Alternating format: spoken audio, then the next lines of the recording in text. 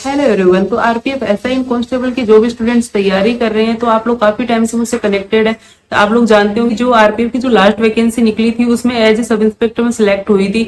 तो मैं कोशिश करती हूँ जैसे मुझे टाइम मिलता है आप लोगों को गाइड करने का, कि ताकि आपका जो सपना है आरपीएफ सब इंस्पेक्टर या आरपीएफ कांस्टेबल का, मुझसे जितना हो सके मैं आप लोगों की हेल्प करने का कोशिश करती हूँ। तो जैसा कि मैंने आप लोगों के कमेंट्स चेक किए थे, तो मोस्टली स्टूडेंट्स का जो डाउट चल रहा था वो था कि मैम एग्जाम कब तक होगा। तो देखिए, जब इसकी वैकेंसी नहीं आएगी तो आप स्टूडेंट्स को कंफ्यूजन था कि वैकेंसी कब आएगी, वैकेंसी आएगी या नहीं आएगी। अभी आप लोगों के मन में जो डाउट है वो कि मैम एग्जाम कब होगा। तो देखिए, अगर आप सीरियसली इसके लिए तैयारी कर रहे हैं तो आप अपना टाइम वेस्ट इसमें मत कीजिए कि कब तक एग्जाम होगा। तो अगर हम लास्ट टाइम की बात करें तो हम लोगों के जो एप्लीकेशन स्टार्ट हुए थे वो जून में हुए थे, एंड जो एग्जाम हमारा हुआ था, मेरा जो एग्जाम था वो 13 जनवरी को हुआ था।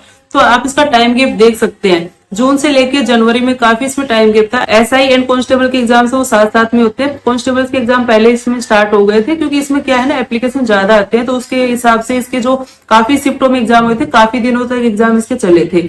तो आप लोगों को जो भी फोकस करना है वो स्टडी पे फोकस करना है, कि आपके पास जो टाइम है उस टाइम में आपको मैक्सिमम अपनी तैयारी करनी है, ताकि आप जो एक सीट है उसमें आप अपना सिलेक्शन ले सको। क्योंकि आपको पता है कि जो हम लोगों के टाइम पे वैकेंसी निकली थी उसके कंपैरिजन में इस टाइम वैकेंसी बहुत कम है, कंपटीशन लेवल जो बहुत हाई है।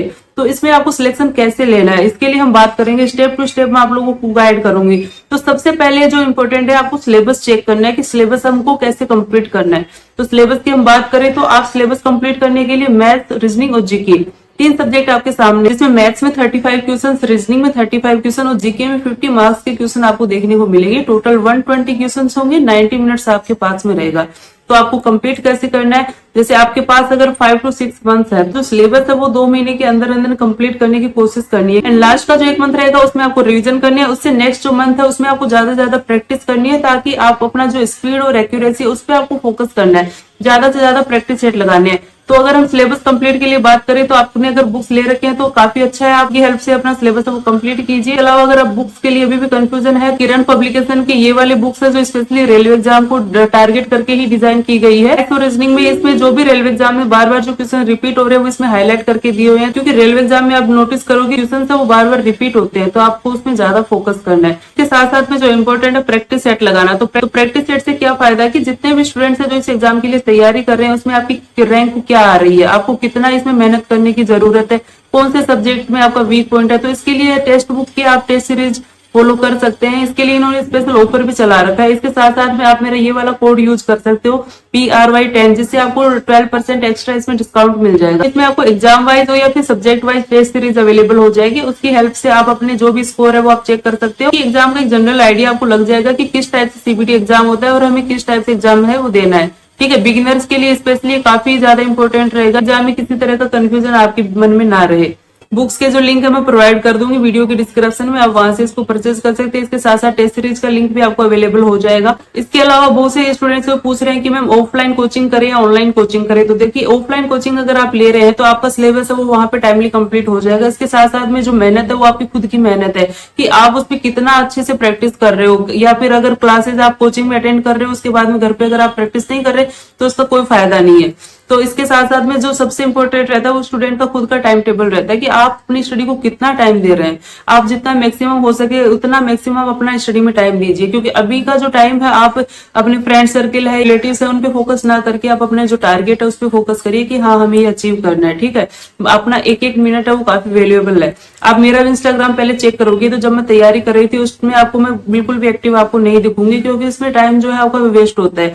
आप अगर कभी डिमोटिवेट होते हो या फिर किसी तरह से आपका माइंड अपसेट होता है तो आप उस टाइम में थोड़ा बहुत उसमें देख सकते हो मोटिवेशन के लिए। इसके अलावा आप इसमें अपना जो टाइम है वो वेस्ट मत कीजिए। जो स्टूडेंट्स ऑनलाइन क्लासेस अगर कर रहे हैं तो मोबाइल अगर आपके पास है तो वो ओनली क्लासेस के लिए होना चाहिए, उसमें अपना टाइम टेबल बना के क्लासेस अटेंड कीजिए। आप अदर जो सोशल साइट्स है उस पर अपना टाइम वेस्ट मत कीजिए। क्लासेस की हम बात करें तो जैसे मैथ्स की मैं बात करूँ तो मैं हमारे टाइम में जैसे मैंने जो तैयारी की थी तो वाईफाई स्टडी करके साहिल सर की मैथ्स की स्पेशल क्लासेज आती थी। आप ये चेक करोगे उनकी प्लेलिस्ट वहां पे अवेलेबल आपको मिल जाएंगी, जो 2018 के टाइम पे इन्होंने अपलोड किए थे।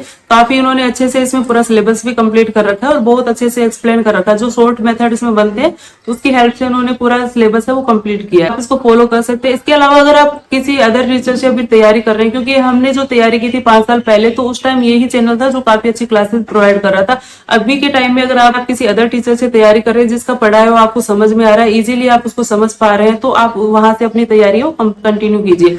बुक मैंने आपको सजेस्ट कर दी, इसके साथ साथ में आप अपने मैथ्स के टीचर को फॉलो करके अपना सिलेबस कंप्लीट कीजिए। बाकी जो रिवीजन है वो आपके हाथ में है। आपका जो स्पीड और एक्यूरेसी वो आपके हाथ में है। ज्यादा से ज्यादा आप प्रैक्टिस सेट लगाओगे, ज्यादा से ज्यादा प्रैक्टिस करोगे, उतना ही आपका जो एक स्कोर है वो अच्छा रहेगा। एंड सेकंड, जो रीजनिंग की बात करूं तो रीजनिंग की क्लासेज भी वाईफाई स्टडी में हमारे टाइम में जो थी वहीं से मैंने क्लासेज अटेंड की थी, वो आप देख सकते हैं। इसके अलावा अगर उसमें मुझे कोई क्लास है जो नहीं समझ में आती थी तो मैं पर्टिकुलर उस टॉपिक को लेके क्लास सर्च कर लेती थी। उसमें अगर मुझे कोई क्लास जो लगता था कि हाँ मुझे इंपोर्टेंट लग रहा है तो मैं वो अटेंड कर लेती थी। साथ साथ में बुक की बात करें तो रीजनिंग का ये वाला बुक है, ये आप फॉलो कर सकते हैं। इसमें आपको सभी टाइप के क्वेश्चंस आपको अवेलेबल हो जाएंगे। आप ज्यादा से ज्यादा प्रैक्टिस कीजिए। जीके के लिए मैंने चेक किया था, एग्जामपुर के जो विवेक सर है इन्होंने जीके के लिए स्पेशल क्लासेस इसमें लगा रखी है। तो इसमें सबसे पहले वो जो प्रीवियस ईयर क्वेश्चन है वो सोल्व करवा रहे हैं, तो आप एक बार उससे आपको आइडिया लग जाएगा कि जीके में किस टाइप के क्वेश्चन बनते हैं। क्योंकि जीके क्या काफी लेंथी रहता है, क्योंकि पूरा जीके कंप्लीट करना पॉसिबल नहीं है। तो आप टारगेट करके स्टडी कीजिए कि आपको ज्यादा से ज्यादा जो क्वेश्चन रिपीट हो रहे हैं, जिस पर्टिकुलर टॉपिक्स पे ज्यादा इसमें क्वेश्चन बन रहे हैं उस पर ज्यादा फोकस कीजिए। इस हिसाब से अपना टाइम टेबल बनाइए। बुक की बात करें तो आप किरण पब्लिकेशन का ये वाला बुक फॉलो कर सकते हैं। आपको सभी टाइप के क्वेश्चंस इसमें अवेलेबल हो जाएंगे। तो आप खुद के नोट्स बनाने की बजाय आप उसमें हाईलाइट कर सकते हैं। बुक में जो इंपॉर्टेंट क्वेश्चन है उसको हाईलाइट कर सकते हैं, ताकि आपका जो टाइम है वो उसमें सेव हो और ज्यादा आप रिवीजन कर सको। ये आपका स्टडी प्लान मैंने आपको सजेस्ट किया। ज्यादा से ज्यादा वो आपके ऊपर है कि आप कितनी इसमें प्रैक्टिस करते हो, ताकि आपका जो एग्जाम में स्पीड और एक्यूरेसी वो काफी मायने रखता है। वो आप उसमें अपना ज्यादा से ज्यादा फोकस कीजिए। एग्जाम कब तक होगा इसके बारे में अपना टाइम वेस्ट मत कीजिए। आपके पास जो टाइम है उसमें आपको जैसे जैसे मैंने एक्सप्लेन किया है वैसे वैसे अपनी तैयारी कीजिए। जो सब्जेक्ट आपका वीक है उस पर ज्यादा फोकस कीजिए। तो इसी के साथ साथ में I wish you all the very best. Thank you so much.